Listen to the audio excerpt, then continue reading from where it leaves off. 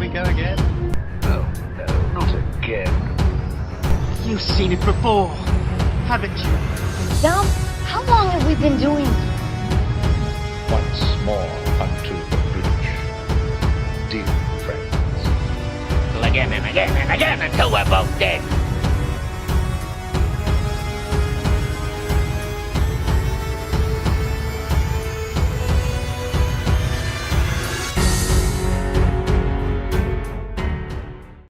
Hello and welcome to You've Seen It Before, movie reviews with connections in mind.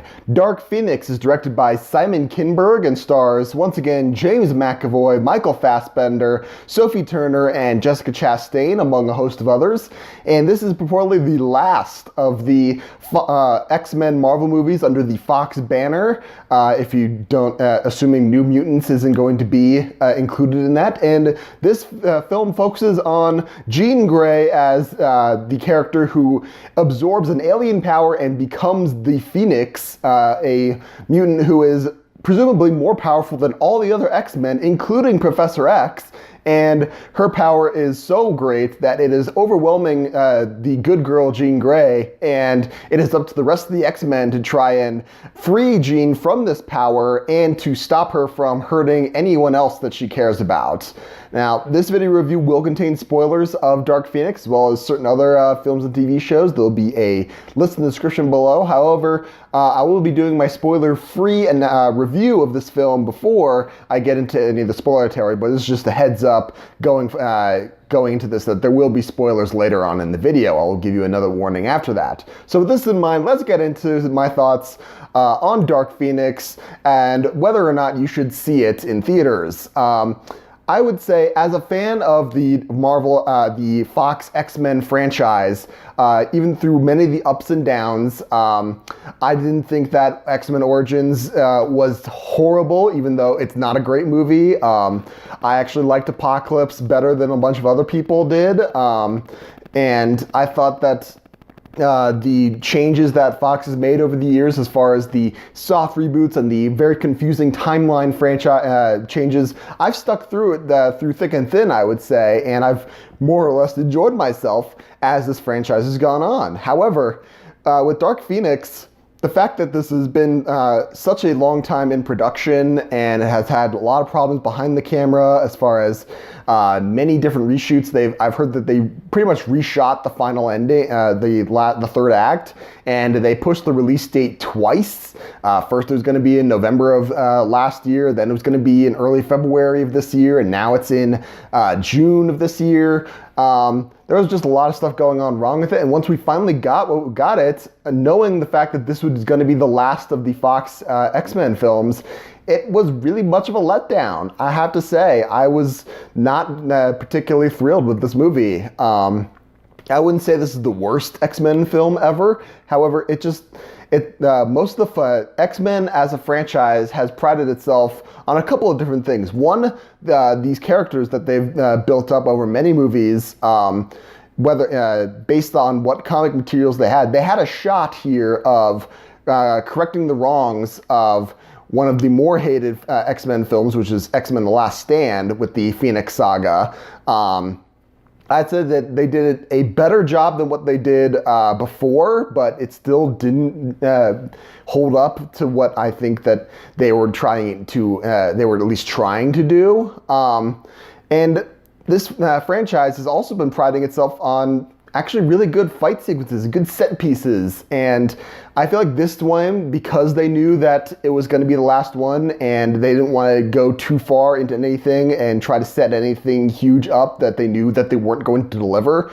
So I feel like there was a conscious effort on the filmmakers' part to kind of scale it down a little bit, even though because this is the Phoenix Saga, this is supposed to be a big deal.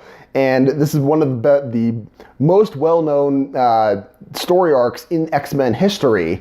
And it's supposed to be on a grand scale. And the fact that they were both trying to do that and also trying to keep it on a smaller scale, it just didn't mesh, and it just comes out being confused. And what fights there were, I thought were rather underwhelming. And some scenes were kind of interesting. The way certain X-Men were interacting with one another. The fact that this is the first time this new generation of X-Men cast members, we see the younger version of Cyclops, we see the younger version of Storm, Jean, Nightcrawler.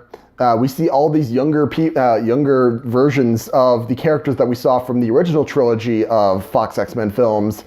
This is the first time we actually see them as the classic team come together as a unified X-Men. It's interesting to see how they work off one another. However, the character work is very lacking, and again, no spoilers in this point, but people do die in this. Characters do get killed off in this version, and how our main characters react to that.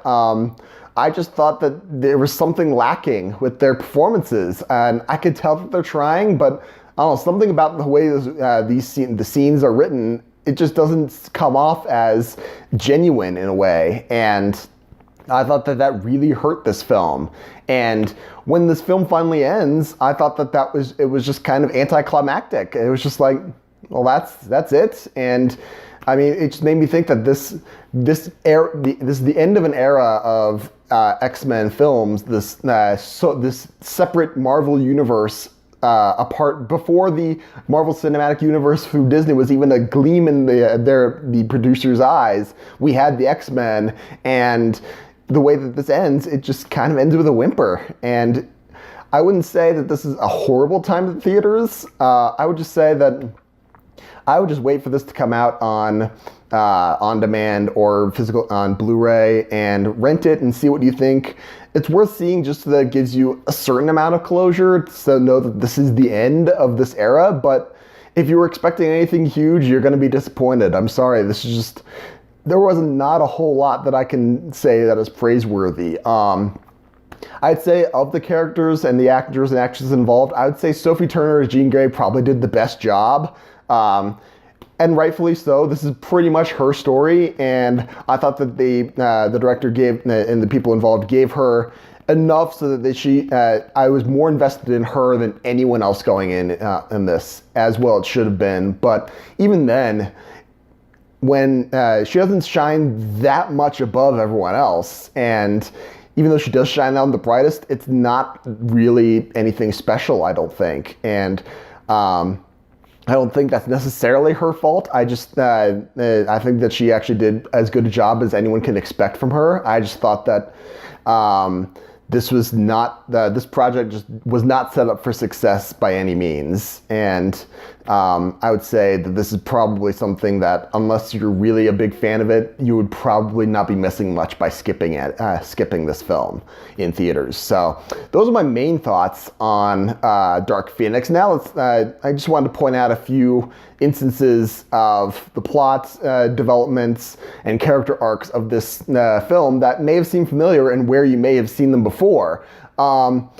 The fact that this film revolves around a hero who gets an alien power imbued within them that they don't necessarily know how to control properly, and they're hurting others in the process. And the antagonist of this story wants that power for themselves, and their goal is to essentially suck the power out of our hero. But in order for that to work, or for our heroes to triumph, they actually need that power in them. They didn't ask for this power, but they actually need it in order to defeat our main villain. And so they end up getting, or at least keeping the power that they had, or getting it back in order to defeat our heroes. This almost reminded me actually of Monsters vs. Aliens, in which our main hero, an alien substance, falls on an asteroid on top of her, and she ends up becoming Ginormica, and this power that she did not ask for, and this power that she is unintentionally hurting people and destroying things.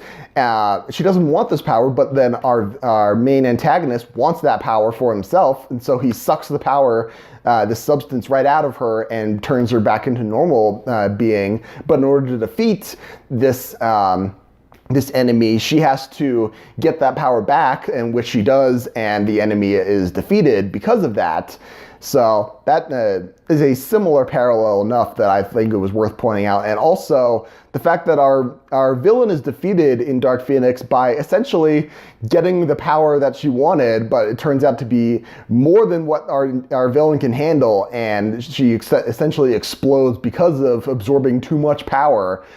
This kind of reminded me of both Indiana Jones and the Kingdom of the Crystal Skull, in which the main antagonist, she wants the power of this crystal skull and the El Dorado temple, and she ends up getting it, but in the act of getting it was too much for her, and she bursts into flame because of it. And also there are a couple instances in Doctor Who I could point to where the villain wants the power of either the Doctor as the last of the Time Lords, or the power of the TARDIS, the time vortex, but they end up underestimating just how much power is in both the Doctor and the TARDIS. And when the Doctor ends up defeating the villain by essentially giving them what they want and having that power be so overwhelming that the villain is essentially defeated by what they wanted most. So that's a similar story arc as well in between those, and those are my main points of comparison, although I'm sure there are others. So what did you think of Dark Phoenix? Did you like it? Did you not like it? What about my analysis? As I said, do you agree? Do you disagree? Or did I miss anything? As I said, I probably missed something. So let me know in the comments down below. Thank you so much for watching. I appreciate whatever audience I can get. Be sure to look for my next review, which will be for Men in Black International, which is coming out soon. And also, if you like what you see here or anywhere else on my channel, please give me a like, share, and subscribe. Especially subscribe. I would really much appreciate it. Again, thank you so much for watching, but just remember, there is nothing new under the sun, and yes, you have seen it before.